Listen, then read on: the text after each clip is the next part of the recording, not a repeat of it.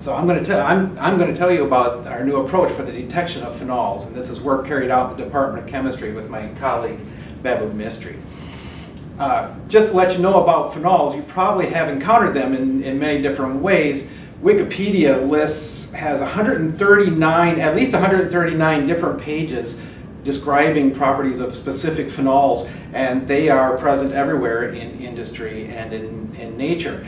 And a few examples of places where you'll see them include in biology, so for example tyrosine and amino acids, L-DOPA derivatives, food products, capsaicin, tannins in wine, liquid smoke, things like that. Industry, you may have encountered with wood tar, creosotes, or especially in drugs, things like acetaminophen, propofol, chloroseptic, and other mouthwashes, THC, morphine. These are all phenol derivatives, and so it's very important that we're able to detect them in various different ways.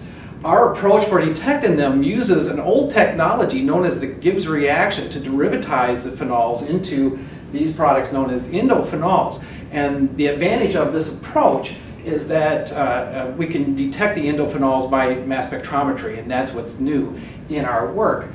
One of the advantages of this derivatization approach is you can always detect phenols by mass spectrometry, and so for example a mass spectrum phenoxide works really well. But if you can convert this into the indophenol, you can increase the sensitivity, and this is after the Gibbs reaction. You can see that our original product in our phenol spectrum is just a tiny speck, and we've increased our sensitivity by a factor of more than 100.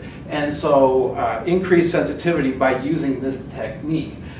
Another advantage of this technique is that it allows for simultaneous detection of phenols, unlike the normal Gibbs reagent, or without separation using HPLC or GC.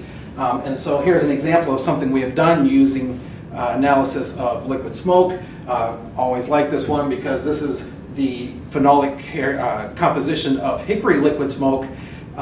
You can see the difference between hickory and mesquite, and very clearly shows up in this type of analysis. And this is a rapid analysis, a single mass spec taken in minutes without having to undergo that separation, and we can tell the different phenols in our composition.